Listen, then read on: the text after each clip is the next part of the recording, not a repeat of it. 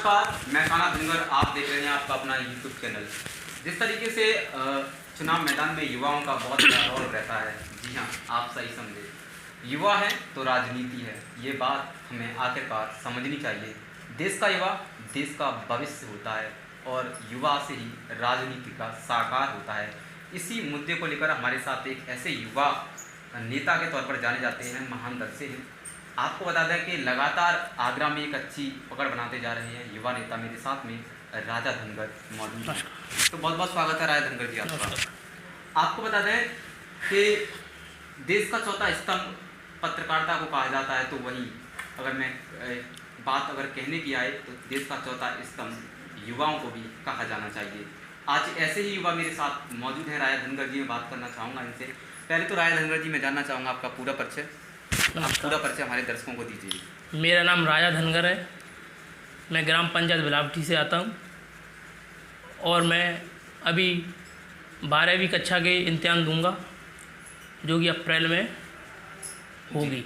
राजा जी, मैं जानना चाहूँगा, आप एक स्टूडेंट भी हैं, विद्यार्थी भी हैं, 12वीं कक्षा की पढ़ाई कर रहे हैं, तो क्या लगता है कि राजनीति में युवाओं को अधिक संख्या में आना चाहिए? नहीं, ऐसा है कि देखिए, कई गांव हैं जी, शहर हैं, वहाँ पे कमियां हैं। युवा रहता है, युवा को लगता है कि बड़े बड़े नेता उन कमियों को पूरी नहीं कर पा रहे हैं जी। युवा देखता है, पड़ोस में देखता है, हर गली में देखता है कि ये नहीं कर पा रहा है, तो शायद मैं सक्षम होकर मैं इस कार्य को कर पाऊँ। क्या मुझे बढ़ना चाहिए? बिल्कुल। लगातार आपने कहा कि युवा देखता है और युवा आगे बढ़ने की कोशिश करता है। क्या लगता है कहीं ना कहीं युवाओं को अब राजनीति में और ज़्यादा सक्रिय हो जाना चाहिए? नहीं, बिल्कुल। युवा आएगा जब तक गांव नहीं बढ़ेगा, जब तक देश नहीं बढ़ेगा। जी। गांव विकास की ओर जाएगा, हमारा जनपद विकास की ओर जाएगा, फिर देश विकास की ओर जाएगा, तभी हमारा देश विकास की ओर जा सकता है। इस प्रकार युवाओं को आगे आना होगा, चाहे किसी भी उसमें आए। राजा धनगर जी, अगर देखा जाए तो आप एक ऐसी पार्टी से आते हैं जो चौधरी चरण सिंह महान नेताजी थे। मैं भी उनके चरणों में नमन करता हूं, वंदन करता हूं। किसान नेता भी रह चुके हैं। ऐसी पार्टी से आप आते हैं, राष्ट्रीय लोकदल से, तो क्या कहना चाहेंगे किसानों के बारे में? क्योंकि आपकी पार्टी ने किसानों के लिए लगातार दिल्ली और हरियाणा के बॉर्डर पर जो नहीं, देखिए, चलाई जी, क्या कहना चौधरी चरण सिंह जी को मेरा कोटि कोटि नमस्कार। चौधरी चरण सिंह जी किसानों के मसीहा हैं, जनता उन्हें अभी भी पूजती है। किसानों के लिए उन्होंने इस भारत में बहुत कुछ किया, किसान मसीहा कहलाते हैं। वह उनके बेटे चौधरी अजीत सिंह जी उड्डयन मंत्री रहे थे, उन्होंने भी बहुत अच्छे कार्य किए। अब उनके बेटे चौधरी जैन सिंह युवा सोच बनकर आपके बीच आए हैं, हमारे बीच आए हैं, तो वो कुछ ना कुछ बदलाव करेंगे, किसानों की हर समस्या को सुलझा रहे हैं, और अगर उनको अवसर मिलता है तो वो किसानों के लिए बहुत अच्छा काम करेंगे। जी। अभी अगर देखा जाए तो देश में कहा जाता है कि किसान देश का अन्नदाता है, लेकिन ऐसी क्या वजह आ गई जिसकी वजह से देश के किसानों को दिल्ली के बॉर्डर पर जाना पड़ा? नहीं, देखिए, ऐसी समस्याएं पहले कभी नहीं आई हैं। चौधरी चरण सिंह जब देश के प्रधानमंत्री थे, तब किसानों को अपने घर से बाहर सड़क पर भी जाने में कोई दिक्कत नहीं थी। उनके सभी काम कार्य हो रहे हैं, तो वो घर से बाहर क्यों निकले? जब सरकार बिना किसानों के उनके लिए कुछ लागू करेगी तो किसानों को उसमें परेशानी होगी, तो किसान सड़क पर आएगा, बॉर्डर पर आएगा, सभी जगह पर आएगा। जी। आप अगर देखा जाए राजा जी, आप किसान के बेटे भी हैं। बिल्कुल। क्या लगता है कि किसान का दर्द, किसान के बेटों का दर्द क्या सरकार तक नहीं पहुंच पाता है? नहीं, सरकार समझ रही है, पर वो अपनी पूरी बहुमत सरकार होने के बावजूद किसानों की समस्या नहीं सुन पा रही है। सरकार समझ तो सब रही है जी, पर वो कर नहीं रही है। क्या लगता है कि मैं जानना चाहूँगा, आप किसान परिवार से भी हैं? बिल्कुल। और मैं विस्तार से जानना चाहूँगा कि जब एक किसान पुत्र या किसान जब किसी फसल को पैदा करता है तो कितनी मेहनत का सामना करना पड़ता है? नहीं, मेहनत तो देखो, सबसे पहले अब फसल खाली होगी, अब फसल कटाई की ओर है, किसान अपने खेतों में लग रहे हैं।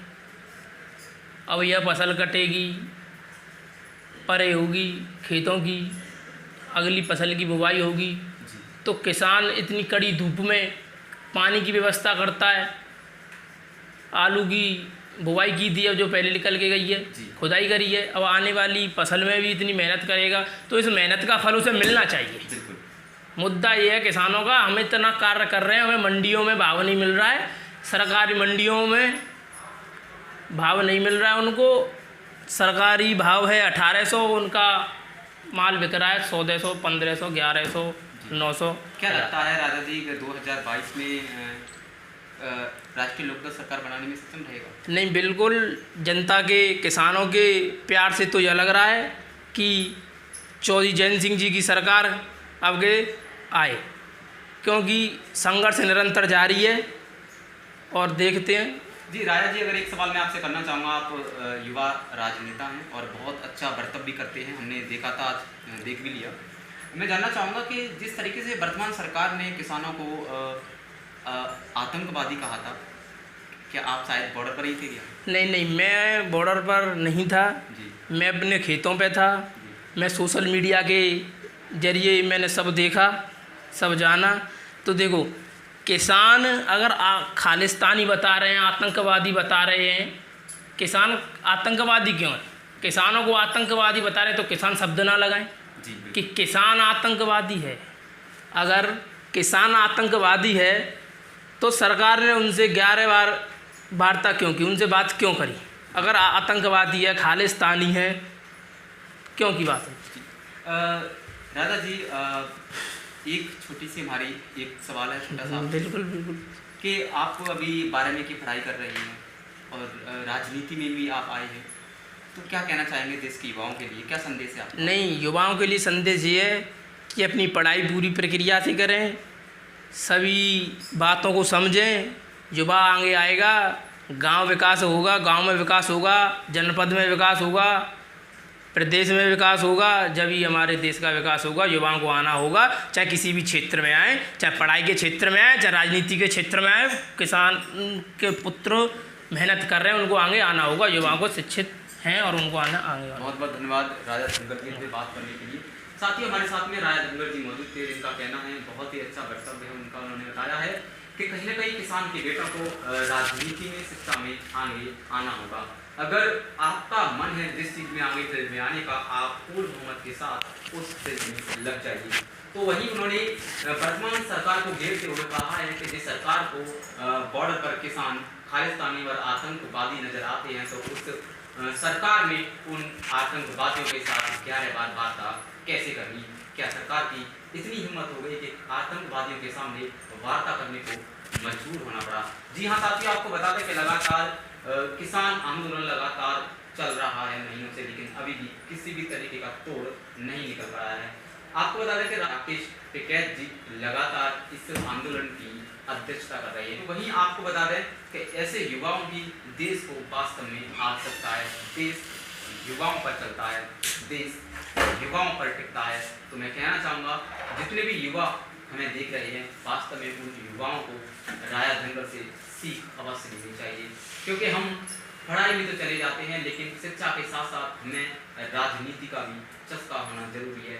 अगर पढ़ा लिखा युवक ही राजनीति में नहीं आएगा तो राजनीति की तस्वीर नहीं बदलेगी। अगर आज ये मेरा मत है, मैं अपने मत से कहना चाह रहा हूँ, जिस युवा को चपरासी नौकरी करने के लिए 12वीं तो अनिवार्य है, लेकिन उसके साथ में एक पेपर भी देना होता है। क्या राजनीति में आने के लिए भी ऐसे पेपर का इंतजाम, ऐसे एग्जाम का इंतजाम क्या सरकार कर सकती है? पूछता है इस देश का युवा। क्या इस युवा को पूछने का अधिकार है? जिस तरीके का एक रेलवे ग्रुप डी या चतुर्थ अवस्था की परीक्षाएं जो कराई जाती हैं, जब वो परीक्षा पास करता है उसके बाद एक युवा चपरासी लेवल पर कार्यरत होता है। तो वहीं आजकल ऐसे नेता जो अंगूठा टेक हैं, हाई स्कूल इंटर की तो छोड़िए, कक्षा 8 की मार्कशीट उनके घर पर ढूंढे से नहीं मिलती। कक्षा 5 की मार्कशीट भी होगी तो वो भी चूहों ने या किसी कीड़ों ने खा रखी होगी। लेकिन ऐसे आजकल नेता गद्दी पर बैठकर युवाओं का भविष्य तय करने लग जाते हैं। कहीं न कहीं सोच बदलो, देश बदलो का नारा यहाँ पर लागू हो जाता है। मेरे समस्त युवा साथियों से मैं कहना चाहूँगा, समय है युवाओं को राजनीति में ही नहीं बल्कि शिक्षा लेकर राजनीति में कदम अवश्य बढ़ाना चाहिए। अगर देश का युवा शिक्षा के साथ साथ राजनीति में भी पकड़ बनाएगा तो मैं मानता हूँ हमारे देश में, और हमारा देश भारत देश महान तो है ही, लेकिन विश्व में विख्यात भी होगा। हमारे साथ जुड़े रहने के लिए बहुत बहुत धन्यवाद। ऐसे ही वीडियो देखने के लिए और ऐसे ही युवाओं से मुलाकात करने के लिए हमारे वीडियो को और चैनल को लाइक, शेयर एवं सब्सक्राइब अवश्य करें। आपका अपना किसान का बेटा काना धनकर। जय जवान।